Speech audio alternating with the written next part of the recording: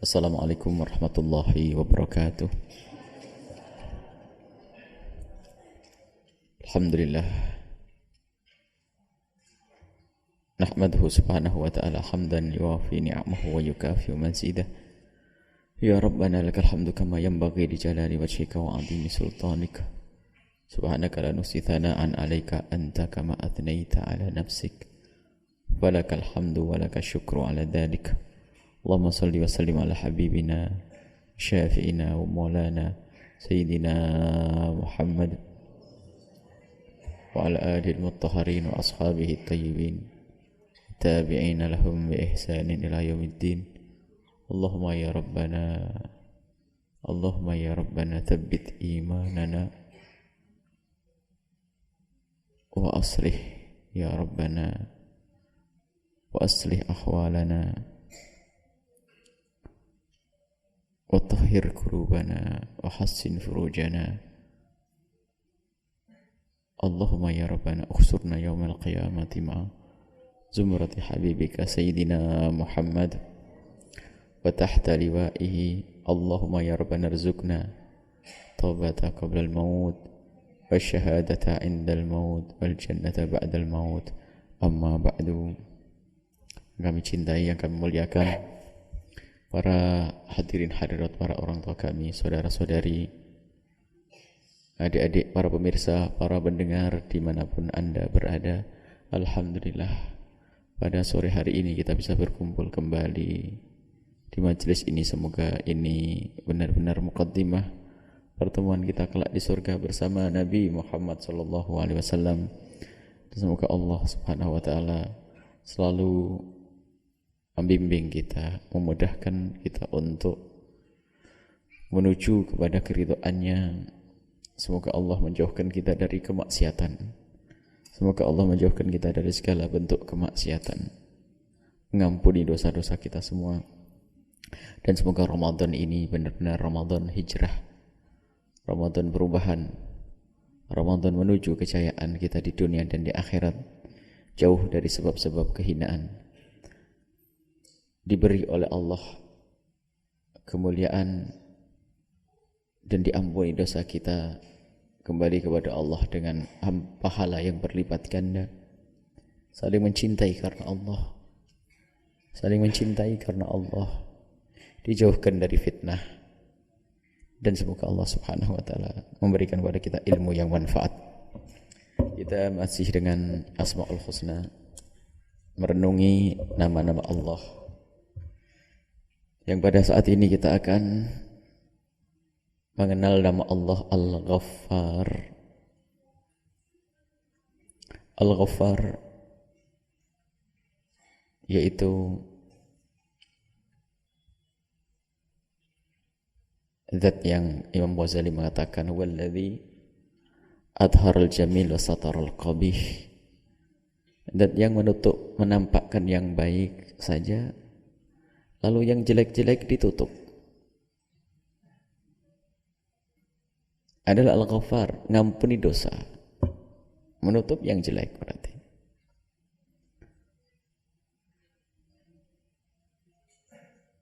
Wadh-dhunub, dosa-dosa min jumlatil qabaihi, dosa adalah termasuk daripada hal-hal yang jelek. Makanya Allah yang maha menutup kejelekan-kejelekan seperti dosa disebut sebagai namanya Al-Ghaffar. Allah menutup dosa kita di dunia, allati sataraha, yang telah Allah tutup, bi irsalis sitri, dengan Allah menurunkan sitirnya, memberikan sitir penutup, alaiha, atas dosa-dosa kita, fid dunya, di dunia. Allah Ghaffar, menutup dosa kita di dunia. Allah menutup dosa kita di dunia. Wa tajawuz, dan Allah memaafkan. Tajawuz, membiarkan. Tajawuz, tidak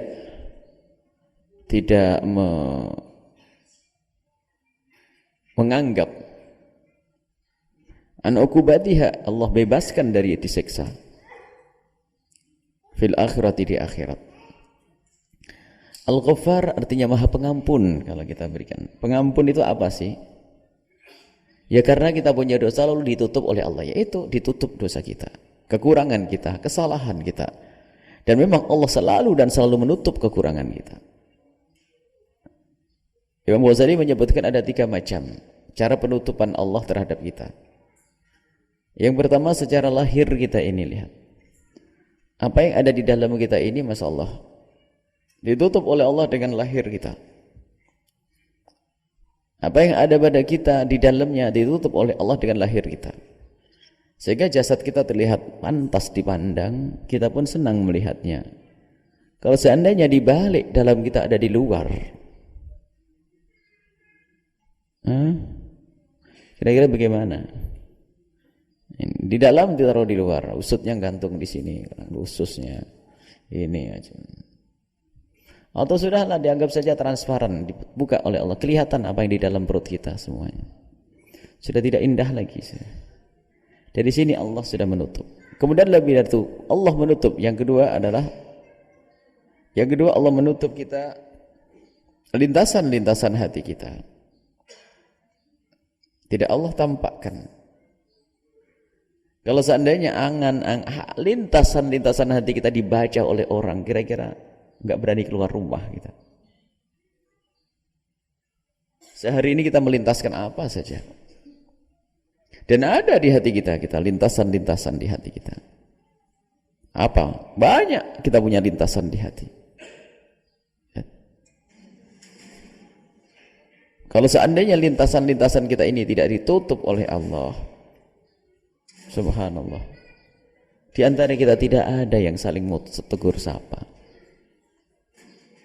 Dan maha suci Allah, maha mulia Allah yang menutup itu semuanya, sehingga kita berurusan dengan sesama masih indah.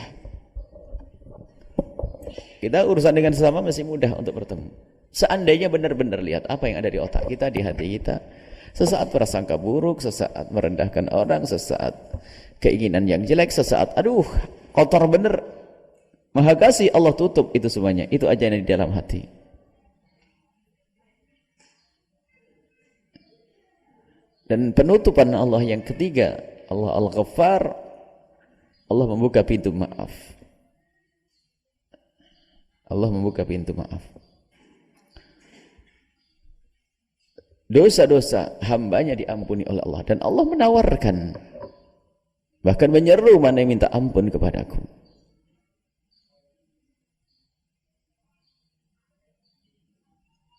Allah memanggil, hal min mustaghfirin, mana yang minta ampun.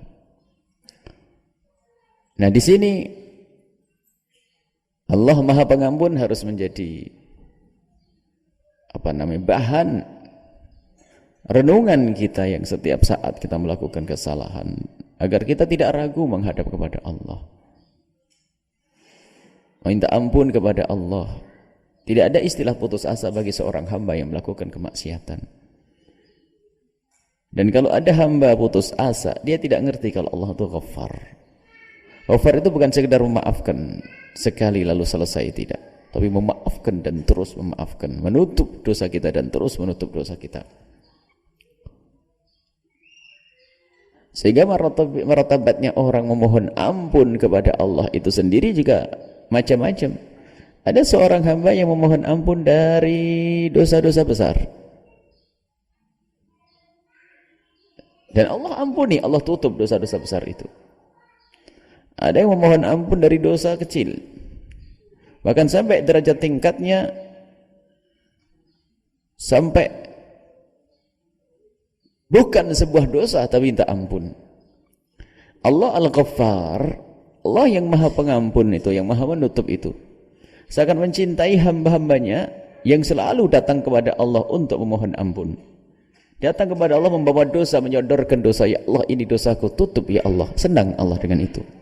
Sehingga di dalam Al-Quran disebutkan innallaha yuhibbut tawwabin. Allah senang dengan hamba yang bertobat. Tawwab dalam bahasa Arab sighah mubalaghah, bukan sekali bertobat, akan terus meningkatkan tobat dan meningkatkan tobat. Bukan tobat sekali lalu selesai. Tapi tawabin, terus meningkatkan pertobatan, mohon ampun kepada Allah terus dan tidak ada hentinya. Sampai derajat tertinggi nanti bukan sebuah dosa tapi dia meminta maaf. Bukan sebuah kesalahan tapi mohon ampun. Dan ini pangkat tinggi. Pangkat tinggi. Penyesalan kita dengan sesama manusia pun juga demikian. Ada orang yang memang betul-betul tumpul kesadarannya melakukan dosa gede seperti tidak pernah punya dosa. Bahkan kalau tertimpa musibah pun dia berkata, dosa apa kok sampai aku kena musibah kayak begini? Karena tumpulnya kesadarannya. Akan tapi ada orang yang sadar dari dosa-dosa besar. Dia melakukan dosa gede lalu menangis mohon ampun kepada Allah. Allah Al-Ghaffar akan menutup itu semuanya. Allah akan mengampuni, Allah akan menutup dan tidak dilihat lagi oleh Allah. Kalau sudah ditutup tidak terlihat dan tidak akan dihisab, tidak akan dihitung, tidak akan dituntut. Maka hendaknya kita segera menghadap kepada Allah. Hingga pangkat tertinggi tadi bukan sebuah dosa. Nabi beristighfar ini.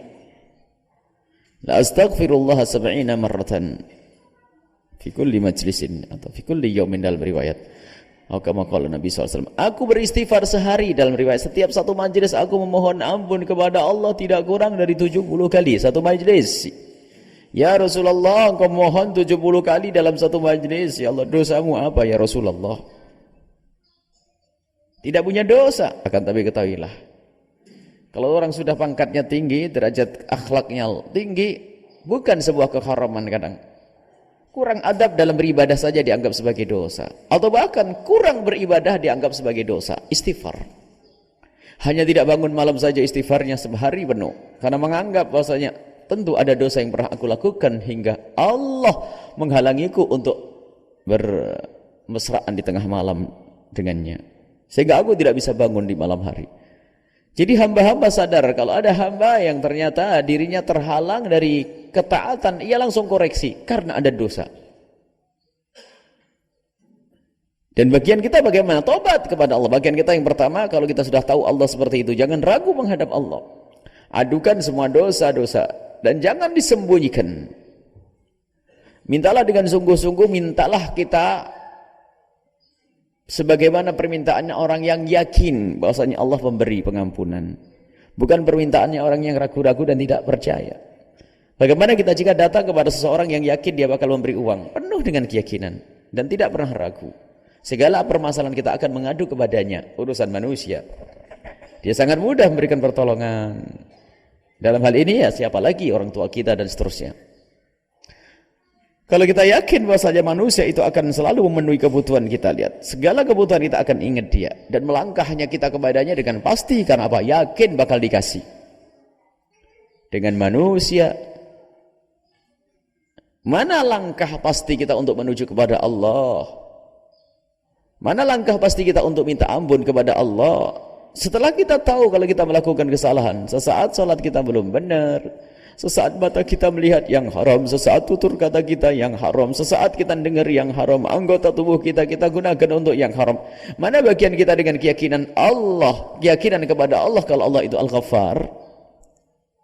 Atau kita tidak yakin kalau Allah mengampun? Mana bagian kita untuk itu?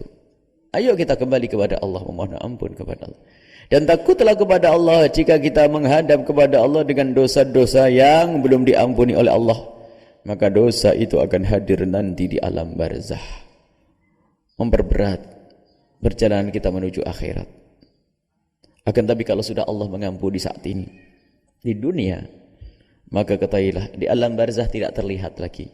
Di padang mahsyar kita akan menuju surga Allah dengan mudah. Akan tapi yang punya dosa lalu tidak segera minta ampun, maka ia akan tersiksa di alam barzah, dibangkitkan dalam keadaan hina dengan dosa-dosanya. Belum lagi perjalanannya pasti menuju neraka jahanam.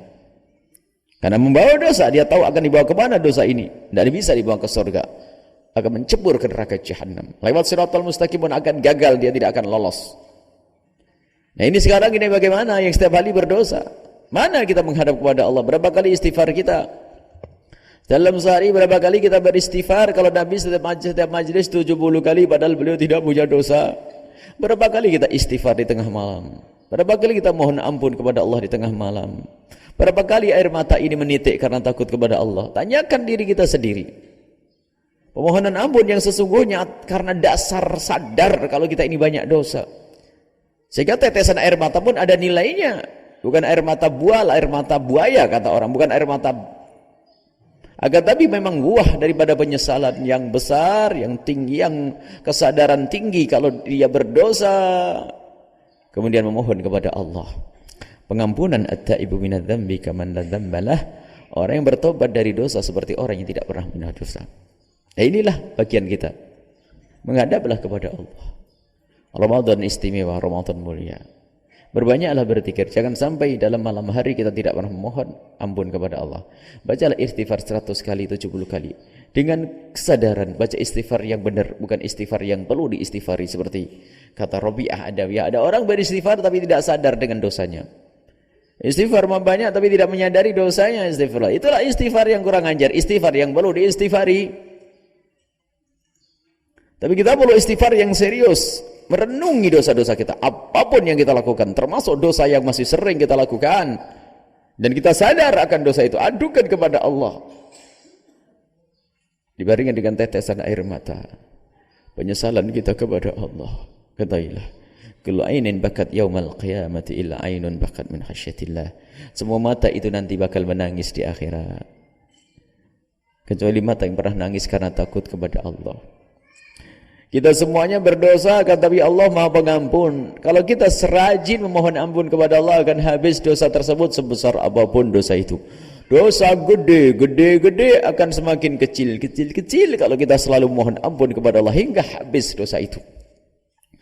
Begitu sebaliknya, biarpun itu yang katanya dosa kecil, kalau orang itu sombong dengan dosanya, maka akan semakin gede, nombok gede, dan akan mengagetkannya nanti di alam barzah. Sehingga di alam barzah dia berkata, hanya begitu kok sampai aku dihukum begini. Bukan hanya begitu, kok berulang-ulang dengan dosa kecil itu.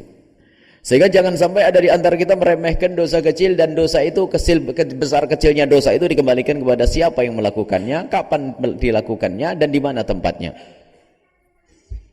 Siapa yang melakukan?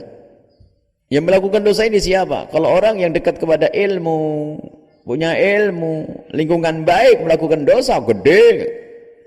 Tapi ada sebagian orang awam tidak punya ilmu, lingkungannya tidak baik, melakukan dosa akan tapi tidak segede kalau dia adalah seorang ustadz. Berbuat kejahatan di pasar, dosa tidak segede kalau berada di dalam masjid, dan begitu seterusnya. Ayo sekarang kita koreksi. Gak usah ngoreksi orang, kita perlu ilmu untuk kita. Jangan kalau bicara dosa yang terlihat adalah orang. Jangan kalau bicara tentang kekurangan yang terlihat orang. Ini yang pertama, bagaimana kita melihat diri kita, kekurangan kita, kesalahan kita, hadapkan kepada Allah. Allah Maha Pengampun. Dan betul nanti di akhirat nanti ada hamba berdosa, akan tapi karena rajin memohon ampun kepada Allah, ternyata menghadap kepada Allah di surga tidak punya dosa lagi. At-taibu minadz-dzambi kaman la dzambalah. Nah, sekarang kita tuh pengen tanya diri kita. Bagian kita istighfar yang serius berapa kali dalam sehari? Serius. Buah dari renungan. Menghadap kepada Allah, menghadap ke kiblat dengan menyebut satu-satu dosa kita. Kita adukan kepada Allah. Serius menghadap. Ingat, ini adalah saat-saat mulia.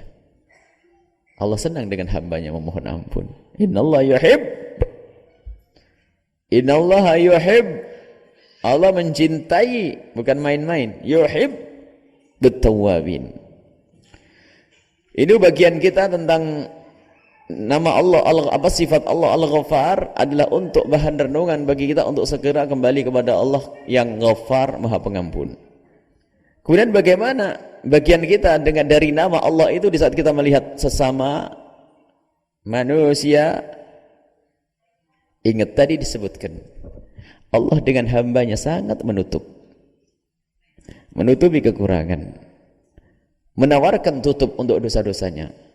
Maka tugas kita, hamba yang kenal Allah Maha Menutup, Allah Maha Mengampun, maka akan muncul satu sifat yang mulia pada hamba tersebut, adalah sifat menutup aib. Mulai dari mudah memaafkan, tidak senang dengan membuka aibnya orang lain, tidak senang membicarakan kejelekan orang lain, tidak senang menggunjing orang lain, karena menggunjing orang lain membicarakan kejelekan orang lain. Allah saja menutup, kenapa engkau membuka? Bahkan Allah pun juga marah dengan seorang hamba yang membuka aibnya sendiri. Allah tidak senang, dosa itu seharusnya ditutup. In kullu ummati mu'afa, Nabi pernah menyebutkan kullu ummati mu'afa, semua umatku itu aman-aman saja, mu'afa, aman-aman saja, mu'afa, dimaafkan oleh Allah, aman saja, tidak ada masalah. Illal mujahiruna, kecuali mereka yang terang-terangan dalam maksiat. Wa fi riwayatin al mujahiruna bizina, orang terang-terangan dalam zina. Bagaimana orang terang-terangan dalam zina? Di mana ada orang berzina di perempatan jalan? Enggak ada orang zina di alun-alun, enggak ada orang zina di perempatan jalan, enggak ada orang zina di keramaian, kecuali sudah stres dia.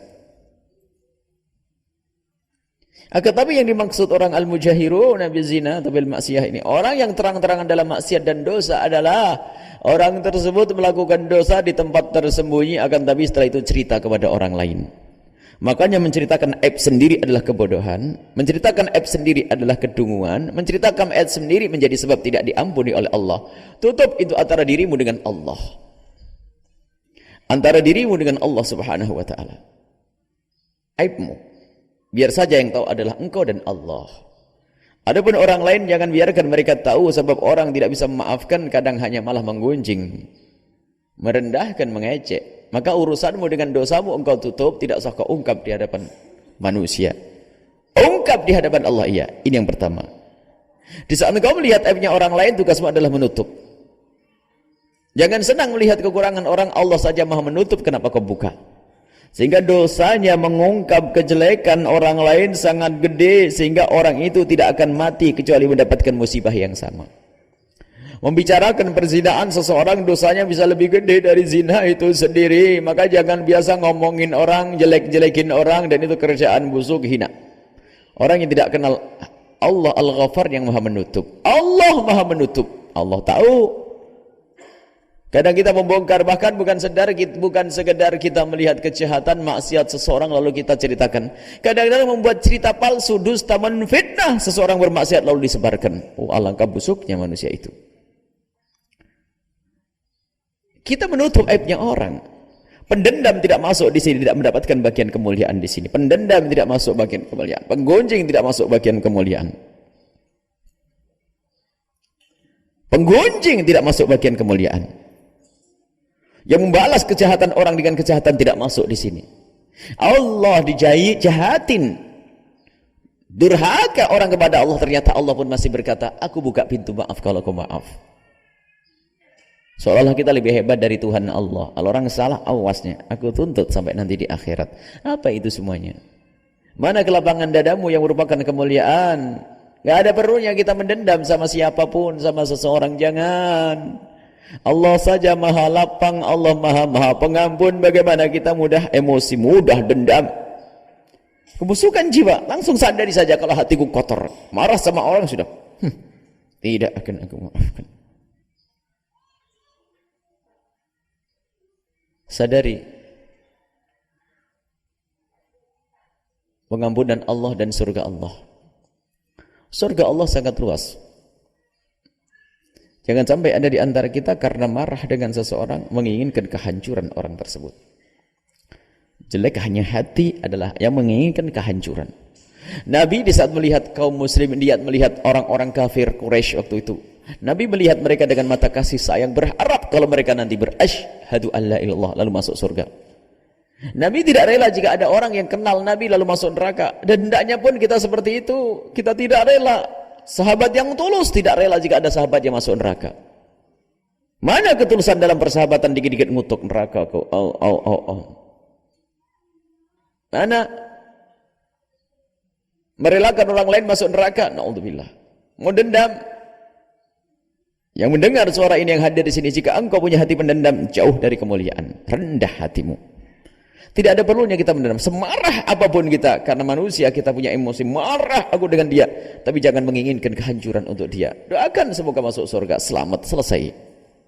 Sampai dikatakan bahasanya, surga Allah luas, gak bakal ketemu lagi di surga sudah. Ya Allah suruh masuk surga, yang ujung saya di ujung, selesai, aman. Gak ketemu. Yang penting jangan sampai di hati kita ada keinginan jelek untuk sahabat kita dan saudara kita. Sebesar apapun dosa yang kita lakukan, maka betul-betul busuk lidahnya penggunjing, betul-betul busuk lidahnya penfitnah.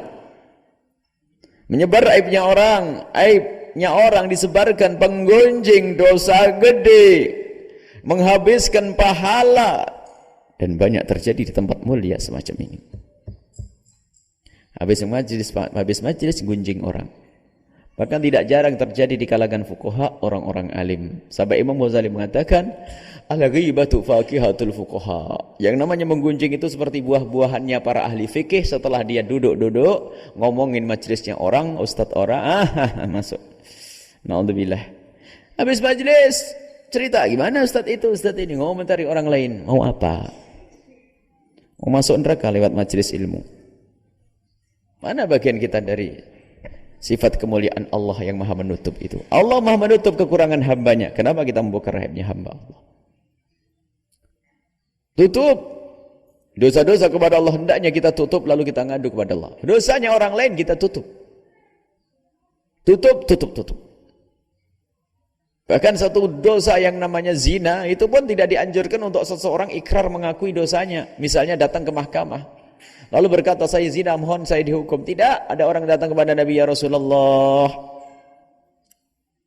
aku melakukan zina. Nabi tidak langsung mengatakan, oh gitu. Tidak, Nabi masih mengajari menutup. La'allaka lamasta, la'allaka qabbalta, la'allaka lamasta, mungkin kamu hanya bersentuhan saja, nyentuh kulit. Enggak, aku melakukan. Dijawab oleh Nabi, la'allaka qabbalta, mungkin hanya sekedar ciuman. Tidak ya Rasulullah, aku melakukannya. La'allaka fakhatta, mungkin tidak sampai masuk. Ya Rasulullah, saya melakukannya. Diajar oleh Nabi untuk menutup. Tapi tetap dia mengatakan seperti itu. Sampai Nabi katakan, afi aklihi syai', apakah dia enggak sempurna sakitnya, gila? Tidak ya Rasulullah, dia sehat. Nah, kalau memang dia sehat dihukum, kalau itu tegakkan hukuman. Sehingga para fuqaha mengatakan dosa-dosa kepada Allah, minuman keras, pokoknya dosa kepada Allah hendaknya ditutup. Allah Maha Penutup. Ini kaidah yang ada di kalangan ahli kebaikan, ahli kemuliaan. Tapi ada manusia busuk lagi. Siapa mereka itu?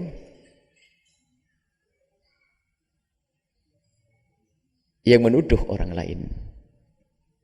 Yang tadi itu melihat saja, kita perlu menutup, apalagi menuduh. Kami mendengar suatu ketika ada orang yang berkata kepada, ya kalau kamu sudah, ya kamu karena punya ilmu, sebetulnya kamu itu banyak kemaksiatan, karena kamu punya ilmu, kan di ilmumu mengatakan harus ditutup. Kurang ajar Mas. Jadi, naudzubillah, busuknya hati. Ada mungkin seorang wanita atau mengatakan kepada suami, atau sebaliknya seorang laki-laki mengatakan kepada wanitanya, menuduh bukan melihat, menuduh dengan tuduhan yang busuk. Dan di saat wanita itu mengatakan, saya tidak melakukan apa-apa, saya demi Allah saya tidak melakukan. Wah, memang sama Buya kan disuruh menutup seperti itu ibaratnya itu. Sebetulnya kamu melakukan hanya karena kamu punya ilmu saja. Kamu wajib, ini busuknya manusia ini, dan tidak perlu dia dilihat manusia ini. Orang tidak melakukan apa-apa dituduh, malah mengatakan syariat katanya hanya untuk menutup. Sehingga sampai ada yang berkata, mungkin sekali ini pezina semuanya ini. Waduh, habis paling busuknya manusia. Berkata kepada orang yang sangat dekat dengannya, kenapa? Karena kamu ngerti ilmu, sebetulnya kamu banyak maksiat, karena kamu pintar ngerti ilmu harus ditutup, makanya kau tutup. Wah, ini lebih busuk lagi ini manusia. Allah. Ada model-model kebusukan. Ada pelaku kejahatan adalah busuk, lalu tobat diampuni oleh Allah. Kemudian dia akan menjadi rendah di saat menyebarkan kebusukannya sendiri. Hendaknya dia tutup. Lebih busuk lagi orang yang menfitnah, mengatakan orang lain melakukan kebusukan, naudzubillah. Enggak bisa ditolong tuh manusia. Biarpun yang dikatakan ridho tidak, karena apa? Dia akan menyebarkan kehinaan. Masya Allah. Ayo kita pandang orang lain dengan mata kasih sayang. Kita pandang orang lain dengan kelembutan, dengan cinta. Bukan dengan merendahkan. Kalau dia punya kekurangan, hendaknya kita menangis. Bukan malah kita mengungkit. Bukan malah kita membahasnya. Bukan malah kita menggunjingnya. Kadang kita mendengar berita tetangga, naudzubillah, semoga Allah menjaga tetangga kita semuanya. Kadang orang mendengar berita tetangga yang melakukan zina, yang semestinya dia menangis lalu mohon ampun kepada Allah, ya Allah ampuni. Mestinya begitu, nangis karena tetangganya melakukan zina. Malah dijadikan pembahasan setiap sore di depan rumahnya itu, naudzubillah. Ini ahli neraka yang suka ngaji. Insyaallah di sini ahli surga semuanya. Allah, menggunjing ini adalah membuka aibnya orang. Menggunjing adalah membuka kekurangan orang. Sementara Allah Al-Ghaffar, Allah Maha Penutup. Dosa menggunjing menghabiskan pahala. Dosa memfitnah lah, ini biasanya justru yang suka memfitnah dan menggunjing ini justru ahli ibadah, tertipu dengan amal kebaikan dan ibadah. Ahli ibadah yang rajin ibadah gampang menggunjing. Ulama gampang menggunjing. Yang katanya baik, sujud bangun malamnya hebat, gampang menggunjing. Gampang menfitnah. Hati-hati di sini. Dan itu kehinaan dan sungguh kehinaan. Dan harus tahu bahwasanya kayak gitu tuh nasib. Ada orang nasibnya itu masya Allah gunjing. Tapi ada orang yang dijaga oleh Allah lidahnya. Susah untuk menggunjing. Kumpul dengan orang menggunjing saja susah. Makanya kalau kita berkumpul dengan orang menggunjing harus siap hijrah. Hijrah. Karena tidak kita akan ke bawah ke tempat itu. Orang menggunjing dan orang prasangka buruk. Kalau prasangka buruk jago fitnah nanti. Orang mengunjing menyebarkan aib sementara aib harus ditutup. Allah yang mengajarinya. Hendaknya ditutup. Apalagi seperti perzinaan dan sebagainya. Membantu agar orang tersebut mudah untuk bertobat. Kalau kita ajari untuk menutup dia, tidak akan dihinakan di kampungnya. Dia sendiri semakin percaya diri untuk kembali kepada Allah. Karena masyarakat tidak tahu kalau dia kepleset. Tapi kalau sudah dihinakan di kampungnya, dikatakan berzina, bisa saja dia putus asa. Pun orang satu kampung sudah mengatakan diriku berzina. Kenapa harus saya tahan-tahan? Kalau perlu itu ibu yang suaminya baik-baik akan saya rusak juga. Bisa ngomong gitu. Karena dia sudah dihinakan. Makanya kalau ada orang melakukan kehinaan di kampung kita, harus kita tolong. Kita tutup. Kalau kita tidak menutup, bisa saja dirusak keluarga kita dan anak-anak kita. Hati-hati. Ini pendidikan kemuliaan yang diajarkan oleh Rasul sallallahu alaihi wasallam. Menghabiskan pahala. Dalam hadis atadruna manil muflis. Apakah kamu tahu siapakah orang bangkrut? Para sahabat Nabi menjawab, orang bangkrut adalah orang yang dagang lalu tidak mendapatkan keuntungan. Nabi menjawab, tidak seperti wal muflis dari hamba-hamba Allah. Orang bangkrut adalah orang yang ya'ti yaumal qiyamati bisolatin wa zakatin wa siyamin. Orang banyak ibadah, solat, puasa, waduh luar biasa.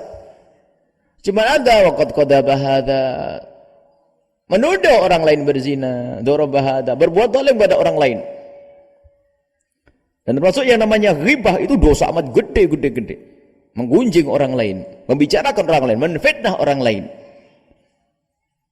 Nah, ini bagian kita apa dengan sifat Allah, dengan nama Allah Al-Ghaffar tadi? Apa bagian kita? Bagian kita adalah Allah Maha menutup hamba-hambanya. Yuk kita tutup dosa hamba-hamba Allah. Dan juga ayo kita tutup dosa-dosa kita sendiri dengan memohon ampun kepada Allah Subhanahu wa taala. Kembali kepada Allah. Sisihkan waktu di tengah malam untuk istighfar yang serius. Sisihkan waktu di tengah malam untuk istighfar untuk saudara kita. Ya Allah, ampuni dosa kawanku yang itu yang melakukan dosa ini, Allah. Bukan untuk kita bincangkan, bukan untuk kita gunjing. Tanda ketulusan hati kita dalam bersahabat adalah terenyuh hidupnya hati. Kalau tetangga kita mungkin jatuh dari mobil, jatuh dari kendaraan, lalu kakinya patah, kepala daya retak, kita akan merasa terenyuh, merasa kasihan, prihatin. Bagaimana kita mendengar sahabat, saudara, tetangga yang melakukan kemaksiatan, kok kita belum bisa menangis, khawatir tidak ada iman di hati kita.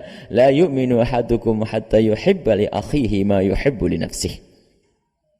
Tidak sempurna iman kalian kecuali sudah mencintai saudaranya seperti mencintai untuk dirinya sendiri. Kita tidak rela kalau masuk neraka. Maka jika kita mendengar saudara kita melakukan kemaksiatan, hendaknya hati kita hidup. Kalau belum sempat menangis, paling tidak terenyuh di hati kita. Lalu kita tumpangi keterenyuhan ini dengan permohonan ampun. Tidak sekedar dia minta maaf untuk dirinya, ya Allah ampuni dosaku, tapi ada tambahannya, ya Allah ampuni dosa hambamu yang itu, ya Allah. Pernahkah kita seperti itu? Berapa kali kita melihat saudara kita mungkin ada sesaat tidak sholat puasa, sesaat tidak puasa Ramadan, sesaat tidak sholat Jumat seperti hari ini. Ada hamba yang melakukan dosa, tanyakan bagianmu apa dengan nama Allah Al-Ghaffar. Sudahkah engkau selalu memohonkan ampun kepada Allah untuk dia dan dia dan dia dan dia? Memohonkan ampun, dan itu kebersihan hati. Kita tidak minta ampun untuk kita saja. Bahkan kewajiban sebetulnya mendoakan orang beriman. Wajib kita mendoakan orang yang beriman, apalagi orang-orang yang dekat dengan kita. Sudahlah, ini kebersihan hati. Kita perlu ngetes, kita perlu koreksi, kita perlu tanya diri kita sendiri. Setiap malam kita istighfar hanya ingat dosa kita saja. Bagus mengingat dosa kita. Akan tapi untuk meluluhkan hati kita yang keras, yang membersihkan hati yang kotor, tumpangi dengan panjatan doa untuk saudara kita itu. Ya Allah ampuni saudaraku yang itu, ya Allah. Dan berjanjilah untuk tidak menyebut kejelekannya. Ampuni ya Allah itu. Jangan sampai kau siksa ya Allah. Itu tetanggaku yang baik ya Allah. Ampuni dia, muliakan keluarganya ya Allah. Jangan sampai kau hukum nanti di akhirat. Allah, ini hati-hati mulia. Yang mendapatkan bagian daripada nama Allah Al-Ghaffar. Wallahu a'lam bissawab.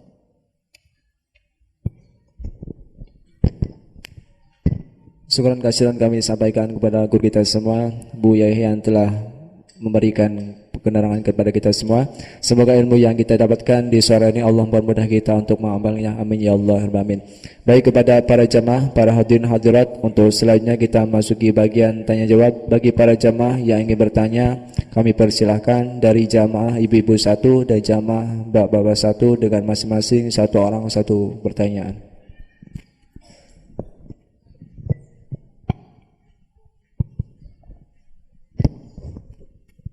Assalamualaikum warahmatullahi wabarakatuh. Waalaikumsalam warahmatullahi wabarakatuh. Mohon maaf Bu ya, kalau pertanyaannya di luar tema. Begini mengenai sholat. Di dalam mazhab kita yaitu sholat subuh disunahkan untuk doa kunut. Pertanyaannya ialah, apakah dibolehkan membaca doa kunut ditambahi doa lain seperti misalnya dipercepat jodoh atau dimudahkan rizkinya atau apa? Karena sholat itu kan termasuk juga adalah doa. Doa untuk keluarga.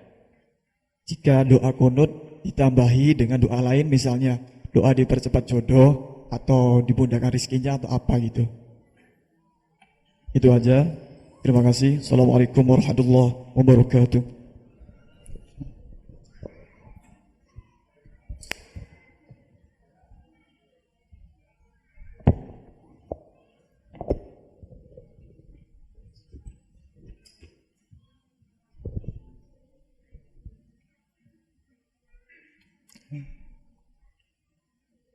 Ayo Banat, silakan.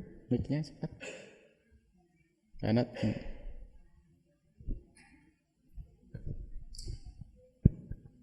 Bismillahirrahmanirrahim. Assalamualaikum warahmatullahi wabarakatuh. Waalaikumsalam warahmatullahi Allahumma wabarakatuh. sholli ala Sayyidina Muhammad. Amsalli alaihi wasallam. Buya, saya mau tanya, misalnya ada orang ibu-ibu ikut majelis taklim setiap hari, misalnya sedekah tuh ya karena Allah, tapi diniati pahalanya buat orang itu, misalnya buat si A, hari ini buat si B, itu gimana Buya? Assalamualaikum warahmatullahi wabarakatuh. Assalamualaikum. Bismillahirrahmanirrahim. Kunut subuh lalu ditambahi dengan doa. Kunut subuh yang disunahkan pertama adalah membaca doa kunutnya Sayyiduna Rasulullah, Allahumma hadini fiman hadait, dan seterusnya. Yang tidak hafal doa kunut boleh membaca doa apa saja. Ada orang yang enggak hafal kunut, gara-gara enggak hafal kunut lalu tidak kunut, salah. Selagi Anda adalah bermadhab Imam Syafi'i, kunut adalah sunnah, dikukuhkan bahkan min ab'ad. Hadis sahih tentang kunut, yang mengatakan kunut tidak punya hadis sahih, justru yang sangat sahih adalah hadis kunut tentang kunutnya Nabi SAW di waktu subuh. Yang tidak mau kunut punya hujah. Imam Abu Hanifah tidak mau kunut. Dan kunut yang dibaca adalah kunut Nabi, Allahumma hdini fiman hadait wa afini fiman afait, sampai selesai. Jika tidak hafal, boleh membaca doa lain. Waduh, saya tidak hafal kunut nih.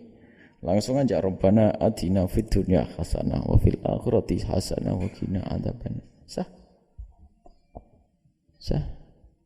Dengan doa-doa itu. Jadi yang diutamakan dalam kunut ya doa yang diajarkan Nabi. Setelah itu kalau tidak hafal doa kunut, doa apa saja. Doa apa saja, maka itu menggantikan kunut. Ada kunutnya Sayyidina Umar bin Khattab. Tetapi orang kalau tidak hafal kunut ini dan itu, cukup doa apa saja sudah mewakili kunut. Jadi jangan sampai ada alasan saya enggak hafal kunut. Baik, Kalau tidak hafal kunut yang langsung saja Allahumma hdini fi awal rabbana atina atau apa saja. Doa-doa yang selama ini dihafal, baca saat itu. Adapun jika kita ingin menambahkan dari doa kunut yang diajarkan Nabi, lalu saya ingin menambahkan doa-doa yang lain. Doa-doa apa saja memang tidak dilarang dalam solat, dalam rukuk kita, dalam sujud kita. Sebab memang solat adalah tempatnya berdoa. Cuman semuanya ada tempatnya masing-masing. Ada zikir yang hendaknya kita baca di setiap tempat. Kalau pengen doa yang banyak ya nanti setelah solat kita berdoa yang banyak, minta anak. Bisa heboh satu masjid setelah Allahumma hdini fi man hadait, Allahumma rzuqni zaujatan. Ya Allah berikan pada istri, nanti apa katanya.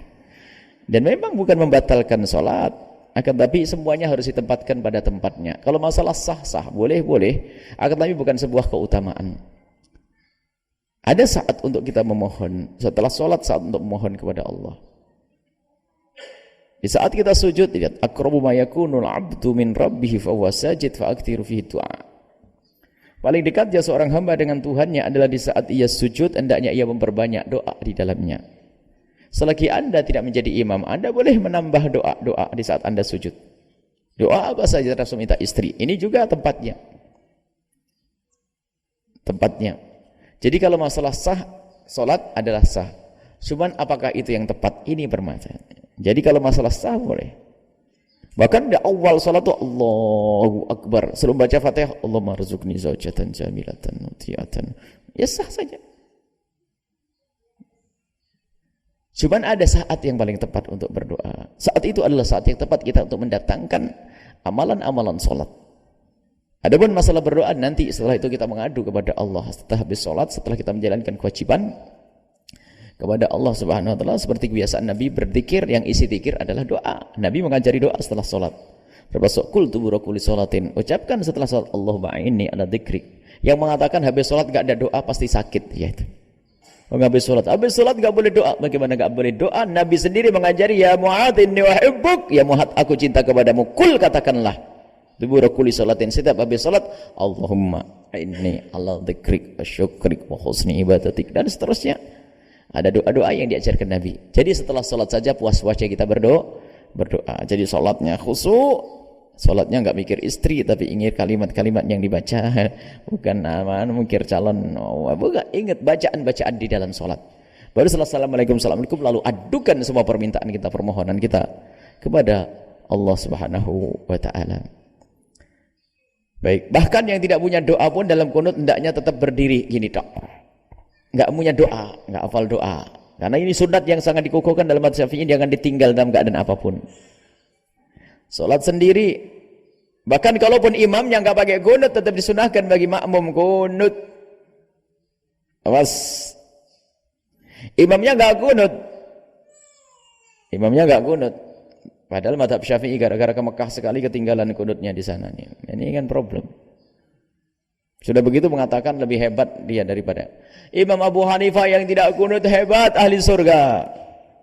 Tapi Imam Syafi'i yang kunut punya hujah hebat ahli surga. Sudahlah semuanya punya manhaj, punya madhab, punya guru. Kita biasa kunut di Indonesia, enggak usah aneh-aneh.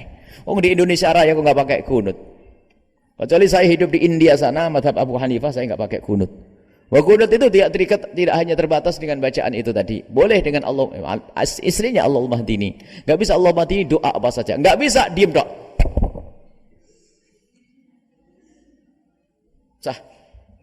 Sah dapat qiyamnya lil kunut. Baik. Jadi enggak boleh, enggak ada alasan untuk tidak kunut. Pertanyaan ibu, jika ada orang berbuat baik lalu pahalanya diberikan kepada, yang paling tepat ibu kasihkan saja duitnya kepadanya. Kasihkan saja duitnya kepadanya biar bekal untuk beribadah. Kebiasaan menghadiahkan pahala adalah untuk orang yang telah meninggal dunia. Kebiasaan memberikan pahala adalah untuk yang ihda'u thawab lil amwat, menghadiahkan pahala untuk orang yang meninggal dunia. Tapi kalau sudah meninggal ya, kalau masih hidup ya biar beramal sendiri, kita doakan. Kasih duit saja yang masih hidup. Kirimin duit nih, hadiah duit. Kalau mau sedekah sana. Kalau buat modal. Kalau masih hidup. Kalau sudah meninggal itu adalah meninggal dunia, masuk bab besar. Dalam amaliyah kita adalah bab ihda'u thawab. Jumhur ulama mengatakan menghadiahkan pahala untuk orang yang meninggal dunia adalah nyampe.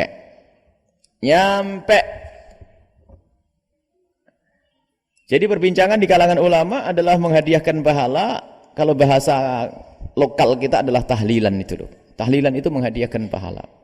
Jadi menghadiahkan pahala, ulama membahas adalah menghadiahkan pahala kepada orang mati itu nyampe atau tidak nyampe. Jadi pembahasannya di dalam nyampe, tidak yasil, olam yasil. Bukan boleh atau tidak boleh. Kalau masalah boleh sudah sangat boleh, jelas.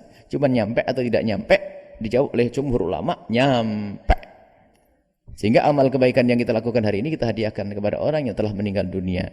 Tapi kalau hidup bukan suatu yang lazim, ya hidup dikasih motivasi agar beribadah, kita doakan, kita kasih duit dan seterusnya. Akan tapi bukan terlarang. Ya, akan tapi bukan seperti itu. Yang meninggal itu loh. Karena ini bab doa juga. Sehingga dalam doanya tahlil, Allahumma ausil thawaba ma qarnahu minal Qur'anil azim. Wa shallaina ala habibika sayyidina Muhammad hadiyatan wasilan wa rahmat. Sampaikan semuanya yang aku lakukan ya Allah. Dan ini bab tahlil. Tahlil itu maksudnya menghadiahkan pahala. Tahlil bisa dirubah. Saya pengen tahlilan saya adalah surat Al-Baqarah, Ali Imran, Nisa. Ingin gede-gede, boleh 3 jam baru nanti doa. Ya Allah, sampaikan bacaan Quranku tadi kepada ayahandaku atau bibiku atau pamanku yang meninggal dunia. Boleh, tidak ada larangan. Yang melarang itu adalah orang bingung. Ribut urusan tahlil, urusan ini. Bagaimana? Jelas para ulama yang menjelaskan ihda'ut thawab, menghadiahkan pahala itu ada. Dan ini adalah juga hujah. Hujahnya adalah riwayat-riwayat dari Nabi, wanita yang bernadar, yang bercerita tentang ibunya punya nadar. Kemudian Nabi mengatakan, qadha'lah, gantilah dia. Jadi ada orang melakukan amal baik untuk orang tuanya, melakukan amal haji untuk orang tuanya, melakukan amal puasa untuk orang tuanya. Nah ini, yang amal saya untuk orang tua, yang amal kita untuk orang tua. Ada contoh dari Nabi dan sangat banyak contohnya. Sehingga yang mengingkari tentang ihda'ut thawab adalah bingung. Dinukil dari Imam Syafi'i katanya tidak sampai. Imam Syafi'i katanya mengatakan menghadiahkan pahala untuk orang yang meninggal dunia tidak nyampe. Bukan Imam Syafi'i mengatakan seperti itu. Jika tidak dihadiahkan tidak nyampe. Sehingga kesimpulannya akhirnya semuanya sepakat menghadiahkan pahala adalah nyampe. Makanya ada istilah tahlilan, terserah diganti ngirim ya. Ngirim roh, ngirim arwah, itu masalah istilah saja. Maksudnya menghadiahkan pahala, mengirim pahala untuk orang yang telah meninggal dunia. Baik, itu saja. Kemudian ada beberapa pengumuman insyaallah. Ada kajian. Ada lagi ibu-ibu, bapak-bapak jangan lupa ya kalau masuk masjid niat i'tikaf. Niat i'tikaf khususnya di bulan Ramadan ya. Kadang kita itu beribadah di masjid berjam-jam enggak pernah niat i'tikaf, ya enggak dapat pahala i'tikaf. Niat i'tikaf. Yang hadir di masjid niat i'tikaf niatnya begini, ya Allah aku niat i'tikaf karenamu ya Allah, karena Allah, selesai. Di dalam mazhab Imam Syafi'i i'tikaf boleh hanya sebentar saja. Mazhab lain harus sehari semalam. Sebagian mazhab harus dibarengi dengan puasa. Tapi dalam mazhab Imam Syafi'i boleh kita beriktikaf, masuk masjid niat i'tikaf karena Allah, selesai. Sepanjang kita duduk di masjid, kita mendapatkan pahala dari Allah Subhanahu wa taala. Kajian malam fikih siam, fikih puasa di tempat ini juga. Kemudian paginya adalah akidah yang bisa diikuti di radioku, yaitu kitab Jauharatut Tauhid, pagi jam 5 sampai jam 6. Kemudian siang jam 10 setengah 11 sampai selesai Ayyuhal Walad, nasihat Imam Ghazali kepada murid-murid beliau. Kemudian sore adalah kajian Asmaul Husna seperti biasa. Dan jangan lupa buka bersama di Al-Bahjah tanggal 16 Ramadan, tanggal 3 Juli 2015. Bagi yang ingin ikut berpartisipasi untuk memberikan takjil nasi bungkus, boleh. Kalaupun tidak, tetap dihimbau untuk datang. Sebab ini kebiasaan orang, sebagian itu pengen nitip makanan dan sebagainya. Dipersilahkan. Memang nanti jumlahnya memang besar. Ada ribuan nanti dari kaum muslimin yang datang di sini. Insya Allah dapat buka semuanya. Nanti acaranya kita akan buat yang berbeda. Pertama acara sambung hati, acara bagaimana kita lebih dekat lagi nanti. Acaranya mulai sebelum maghrib, takjil, makan bersama, kemudian setelah itu sholat tarawih dan selesai. Mohon nanti semuanya mempersiapkan dengan baju-baju makanannya, para ibu-ibu, bapak-bapak sholat. Nanti kita langsung sholat di sini. Sholat di sini, di mana saja ini. Kemudian pavingnya sudah beres, enak betul di sholat. Ya, sambil menghayal kalau kita di Masjidil Haram gitu, biar cepat nyampe sana nanti. Nah, kalau di sana kan kadang-kadang sholat tidak di masjid, di teras-teras di mana. Insyaallah, dan agar amal ini dirasakan nanti oleh orang yang membangun itu semuanya. Baik, ini saja insyaallah. Kita berdoa. Bismillahirrahmanirrahim. Ada lagi pembangunan tentang doa, Bu. Doakan pembangunan pondok di Al-Bahjah 2 kurang berapa puluh juta ini untuk pembangunan. Kemudian di Kuningan sana kita akan butuh dana kurang lebihnya 150-an untuk membuat 2 tingkat di sana. Ini juga mendesak. Kalau bisa Ramadan selesai, kedatangan guru mulia Syekh Muhammad nanti sudah selesai semuanya. Kita pengennya seperti itu. Mohon didoakan semoga Allah mengirim orang-orang ikhlas ahli surga yang bisa membantu kita untuk berjuang ini. Bismillahirrahmanirrahim. Alhamdulillahirabbil alamin. Allahumma shalli ala sayyidina Muhammad wa ala ali sayyidina Muhammad. Irhamna wa la tu'adzibna, wansurna wa la tahdhulna, wa afina wa la tumritna, wa akrimna wa la tuhinna, wa athirna wa la tuthir alaina. Innaka ala kulli syai'in qadir. Allahumma ya Allah, wahai Zat yang Maha Pengampun, ampuni kami ya Allah. Ampuni dosa kami ya Allah, kesalahan kami yang amat banyak yang kami tidak bisa menghitung satu persatu ya Allah. Dosa lahir kami dan batin kami yang semuanya Engkau Maha tahu ya Allah. Kami sembunyikan seperti apapun Engkau Maha tahu ya Allah. Dosa hati kami ya Allah, dosa hati kami ya Allah. Ampuni ya Allah, jangan sisakan sedikit pun dari dosa-dosa itu ya Allah. Bantu kami untuk meninggalkan dosa-dosa ini ya Allah. Ya Allah, ada satu dosa yang kami sering melakukannya padahal kami sadar kalau itu dosa ya Allah. Kami mohon ya Allah, ampuni kami dan hentikan kami dari kehinaan itu ya Allah. Gantilah kebusukan kami dengan amal-amal baik kemuliaan.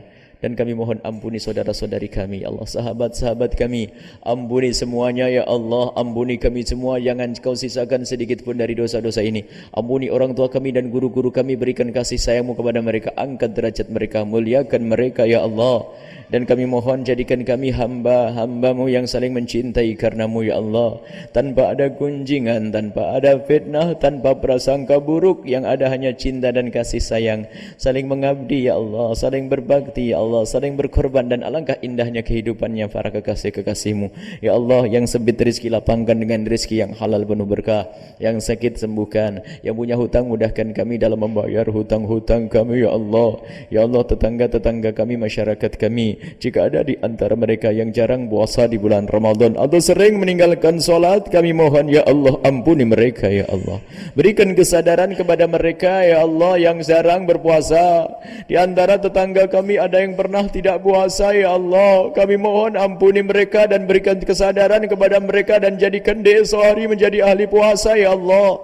Kami tidak ingin mereka Engkau hukum ya Allah. Kami tidak ingin mereka Kau hinakan nanti di akhirat. Satu puasa yang mereka tinggalkan cukup untuk masuk neraka jahanam-Mu. Satu salat yang mereka tinggalkan cukup untuk masuk neraka-Mu ya Allah. Kami tidak rela jika mereka Kau hukum ya Allah. Kami mohon berikan kesadaran kepada mereka, ampuni dan angkat derajat mereka, dan jadikan dia sehari menjadi ahli puasa dan ahli ibadah, orang soleh yang Kau cintai ya Allah. Dan wujudkan keindahan dalam rumah tangga kami, suami istri yang saling mencintai karena-Mu, dengan anak yang soleh-solehah yang dibanggakan kekasih-Mu Nabi Muhammad ya Allah. Ya Allah, ya Allah, makmurkan majlis ini Allah dengan orang-orang soleh, dan jadikan ini majlis di dunia dan di akhirat ya Allah, hingga kelak kita bersanding dengan kekasih-Mu Nabi Muhammad. Dan kami mohon berikan kepada kami semua ketulusan, semua yang berjuang di sini berikan ketulusan ya Allah, ketulusan, keikhlasan. Jangan sampai kebaikan mereka yang mereka lakukan tidak bisa mereka lihat kelak di akhirat ya Allah. Semua yang berjuang di sini, apakah yang berjuang dengan ilmu mereka, atau berjuang dengan harta mereka, atau berjuang dengan pikiran mereka, atau berjuang dengan tenaga mereka, atau berjuang dengan panjatan doa, kami mohon berikan kepada mereka semua ketulusan, keikhlasan ya Allah. Dan kirimkan ke tempat ini orang tulus dan ikhlas yang bisa berjuang bersama kami, membantu perjuangan dakwah ini Allah. Orang tulus dan ikhlas ahli surga-Mu, dan jadikan kami bersama mereka ya Allah. Jadikan kami bersama mereka, dan semua yang telah berjuang di sini berikan kepada mereka segala kebaikan di dunia dan di akhirat. Berikan kepada mereka kebaikan di dunia, kebaikan untuk diri mereka, kebaikan untuk keluarga mereka ya Allah, di dunia dan di akhirat. Dan panjangkan umur kami dalam ketaatan serta sehat walafiat, dan berikan kepada kami semua husnul khatimah, mati dalam keadaan iman. Dan kami mohon ya Allah, jadikan ucapan kami ya Allah di akhir hayat kami kelak, saat Engkau hendak mencabut nyawa kami ingin saat itu ya Allah, hati dan lidah kami mampu mengucapkan kalimat agung dan mulia, la ilaha illallah Muhammadur Rasulullah, la ilaha illallah Muhammadur Rasulullah, la ilaha illallah Muhammadur Rasulullah sallallahu alaihi wasallam. Rabbana atina fid dunya hasanah wa fil akhirati hasanah wa qina adzabannar. Wa sallallahu ala sayyidina Muhammadin wa ala alihi washabbihi wasallam. Walhamdulillahi rabbil alamin. Al-Fatihah.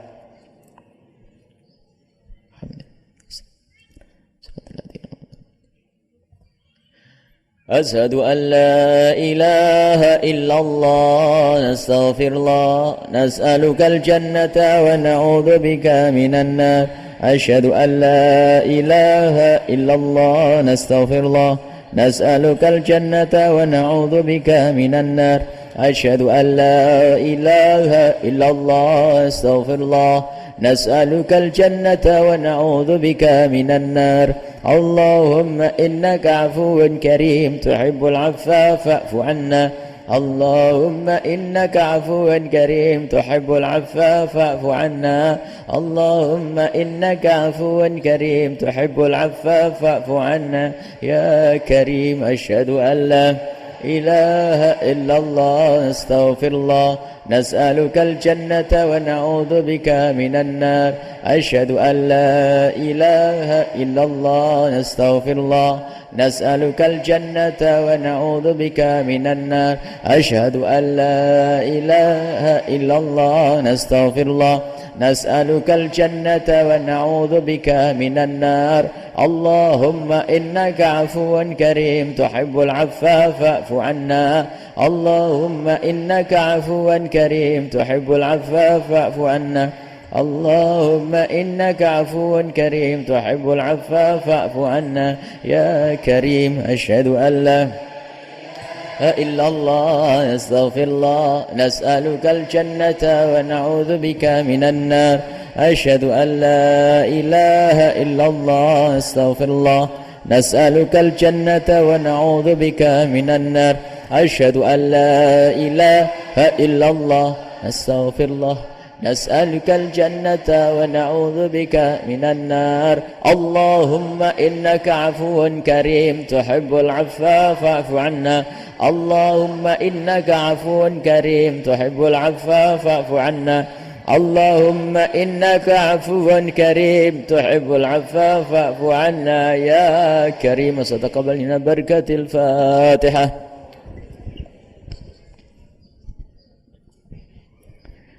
Mohon maaf, mohon doa selalu. Wabillahi taufiq hidayah. Assalamualaikum warahmatullahi wabarakatuh.